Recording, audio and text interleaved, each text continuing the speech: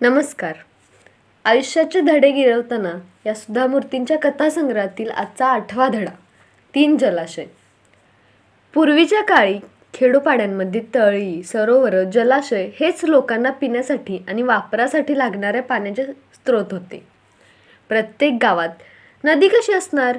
मग गावकरी या तळ्याची राखण अगदी मनापासून करत. दरवर्षी ते तळ साफ करून त्यातील गाळ काढत. घरटी एक माणूस या साफसफाईच्या कामासाठी आपण होऊन जात असे. या सफाईच्या कामाचे अर्थातच कुणालाही पैसे मिळत नसत, कारण ते तळं ही अख्ख्या गावाची सार्वजनिक मालमत्ता असायची. दरवर्षी लोक त्या तळ्याची मनोभावे पूजा करत, कारण त्यांच्या दृष्टीनं ते पाणी गंगेच्या पाण्याइतकंच पवित्र असते. जलाशयांचे सुद्धा विविध प्रकार असतात. काही पाणी पुरवठ्यासाठी वापरण्यात येतात, काही केवळ पिण्याच्या पाण्यासाठी वापरण्यात येतात, तर काहींचा उपयोग या दोन्हींसाठी करण्यात येतो. एखादा जलाशय फार विस्तीर्ण असेल आणि त्याचा पलीकडचा काठ दिसत नसेल, तर त्याच्या नावापुढे समुद्र हा शब्द जोडण्यात येतो. म्हणून तर शांती समुद्र, व्यास समुद्र इत्यादी नावं तयार झाले आहेत. अनेक वेळा ज्या व्यक्तीनं ते तळं बांधलं असेल त्यावरूनही त्याचं नामकरण करण्यात येतं. त्यामुळेच राजे महाराजे, राण्या, धनाढ्य व्यापारी किंवा सेनापती यांच्या नावाचे जलाशय असतात. भारतात प्रवास करण्याचा प्रचंड अनुभव माझ्या गाठीशी आहे. मी असं पाहिलंय की प्रत्येक गावातील तळं हे त्या गावाच्या लोकांच्या दृष्टीनं पवित्र असतं. शिवाय ते तळं कुणी, कधी आणि कसं बांधलं यामागे काहीतरी कथा हमखास असतात. बरेच वेळा त्या सर्व कहाण्यांचा मथितार्थ असा असतो की या गावच्या जमिनीखालून गंगा नदी वाहत होती आणि या गावच्या गोरगरीब लोकांना पाणी मिळावं यासाठी ती तिथे तळ्याच्या रूपानं प्रकट झाली. म्हणून तर पाण्याचा उल्लेख अनेकदा तीर्थ, गंगाजल अशा शब्दांत करण्यात येतो. मी भारतातील विविध प्रदेशांमधील विविध तळी पाहिली, त्यासंबंधीच्या कथा ऐकल्या, पण कर्नाटकातील 3 वेगवेगळ्या गावांमधील 3 वेगवेगळ्या तळ्यांच्या कथा माझ्या मनावर खूप खोलवर परिणाम करून गेल्या. तर पहिल्या तळ्यासंबंधी अम्माची अट. ईस्ट इंडिया कंपनी व्यापाराच्या निमित्तानं भारतात आली आणि नंतर इंग्रजांनी हळूहळू संपूर्ण देशाचा कब्जा घेतला. तेव्हाचा हा काळ. कोलारच्या जवळ अम्मानी नावाची एक अशिक्षित खेडूत स्त्री राहत असे. तिच्याकडे बऱ्याच गाई म्हशी होत्या आणि ती जवळपास राहणाऱ्या लोकांच्या घरी दूध पोहोचवत असे. कोलार हा भाग सदा सर्वदा दुष्काळग्रस्त असतो. लोकांची पाणी आणण्यासाठी चाललेली धावपळ ती रोजच बघायची. अम्मानीला या लोकांसाठी काहीतरी करण्याची मनापासून इच्छा होती. एक दिवस तिच्या कानावर आलं, त्यांच्या गावाबाहेर जवळच ब्रिटिशांची छावणी पडणार होती. ब्रिटिशांची भाषा तसंच कन्नड भाषा जाणणारा दुभाषा त्या ब्रिटिशांसाठी काम करे. तो एक दिवस दुधाच्या शोधात त्यांच्या गावात आला. दुधाबरोबर दही, तूप, लोणी इत्यादी गोष्टी कुठे मिळतात याची त्याला माहिती हवी होती. ब्रिटिशांच्या छावणीत मुक्काम ठोकून राहिलेल्या सैनिकांना या सर्व गोष्टी हव्या होत्या. त्या रामप्पाला, दुभाषाला अम्मानी म्हणाली, मी त्या ब्रिटिशांना दूध नक्की पुरवीन, पण त्यासाठी माझी एक अट राहील. मी त्यांच्याकडून त्यांचे काहीही पैसे घेणार नाही. रामप्पाला आश्चर्य वाटलं. काय? तू त्या फिरंग्यांना दूध फुकट पुरवणार? त्या गोऱ्यांना? असं तो म्हणाला. मी असं कधी म्हणाले? मी एक गरीब स्त्री आहे. हे बघ बाई, तू त्यांना इतक्या घाऊक प्रमाणात दूध पुरवणार ना, मग चांगले भरपूर पैसे वसूल कर त्यांच्याकडून. स्वतःचं उखळ पांढरं करून घेण्याची चांगली आयती संधी चालून आली आहे. शिवाय ही सरकारी कचेरी आहे, म्हणजे तुझे पैसे बुडणार नाहीत हे नक्की. खासगीत छोट्या मोठ्या संस्थांना आणि गिरायकांना दूध पुरवठा करत बसण्यापेक्षा हे कितीतरी बरं. अशी संधी काही पुन्हा येणार नाही, तेव्हा नीट विचार करून निर्णय घे, असा त्यानं सल्ला दिला. माझ्या बोलण्यातून गैरसमज करून घेऊ नको. मी त्यांना दूध विकणारच आहे, पण मला दर महिन्याच्या महिन्याला त्याचे पैसे नकोत. त्याचा हिशेब त्या ब्रिटिश अधिकाऱ्यांकडेच राहू दे.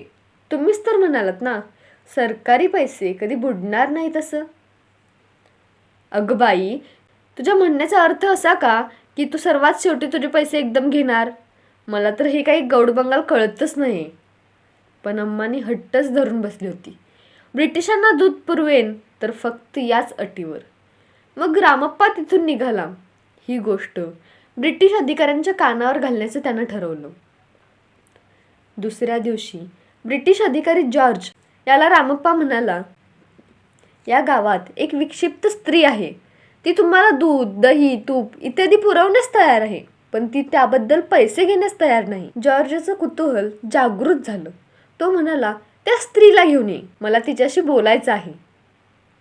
दुसऱ्या दिवशी अम्मानी त्या अधिकाऱ्याला भेटायला गेली. त्या काळात भारतीय लोकांना फिरंग्यांची भीती वाटायची.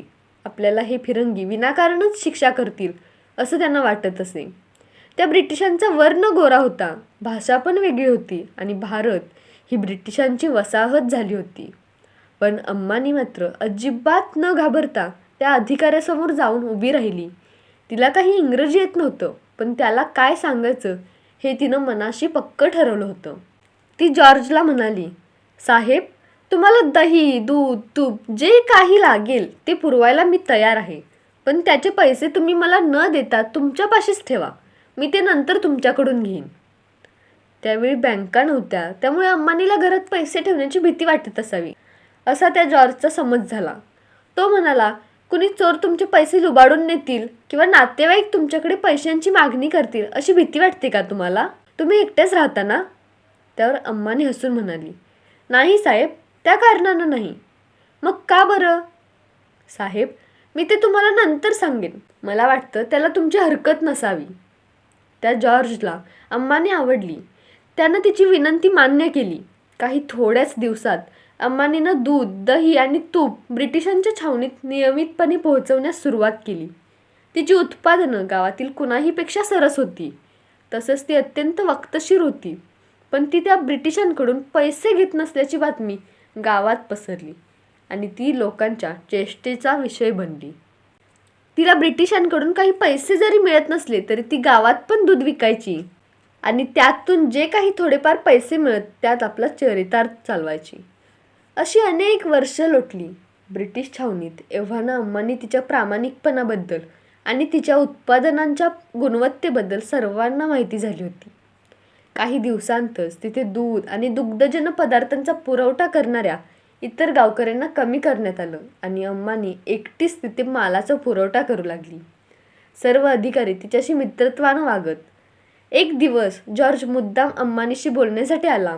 तो म्हणाला, अम्मानी, आता तुम्ही तुमचे पैसे घेऊन जा. खूप मोठी रक्कम माझ्याकडे जमा झाली आहे. मी ती इतके दिवस ठेवून घेणं बरोबर नाही. एक वर्षभरात कदाचित आम्ही छावणीची जागा बदलून दुसरीकडे निघून जाऊ. आम्हाला तुमच्या प्रामाणिकपणाची खरोखर कदर आहे. आम्ही पण तुमच्याशी तसंच प्रामाणिकपणे वागू. साहेब, तुम्ही मला या गोष्टीची आधी कल्पना दिलीत त्याबद्दल मी तुमचे आभारी आहे. पण मला नुसताच पैसा नको आहे.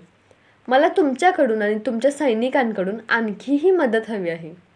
अरे वा, तुम्हाला बंगला बांधायचा आहे की काय? तो हसून म्हणाला, नाही साहेब, मला तलाव बांधायचा आहे. काय?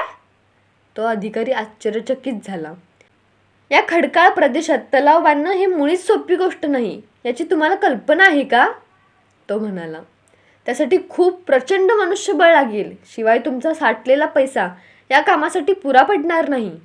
साहेब, मी तुमच्या पुढे पदर पसरते. या एवढ्या एकाच कारणासाठी मी तुमच्याकडून कधी पैसे घेतले नाहीत.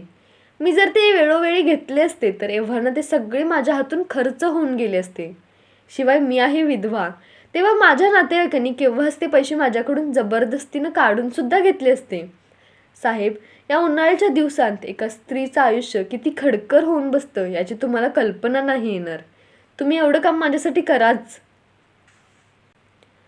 जॉर्जनं तिच्या बोलण्यावर जरा वेळ विचार केला. तिचा प्रामाणिकपणा आणि गावच्या लोकांसाठी तिला वाटणारी कळकळ याचं त्याला कौतुक वाटलं.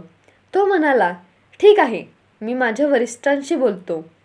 त्यांनी जर आमच्या सैनिकांचं मन वळवलं आणि सैनिक श्रमदान करून गावासाठी तळं बांधण्यास तयार झाले तर पाहू.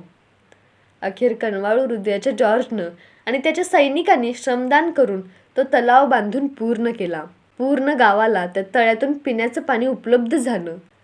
आता लोकांची पाण्यासाठी होणारी रोजची पायपीट थांबली. आजही लोक त्या तळ्याला अम्मानीचं तळं म्हणून ओळखतात. धन्यवाद.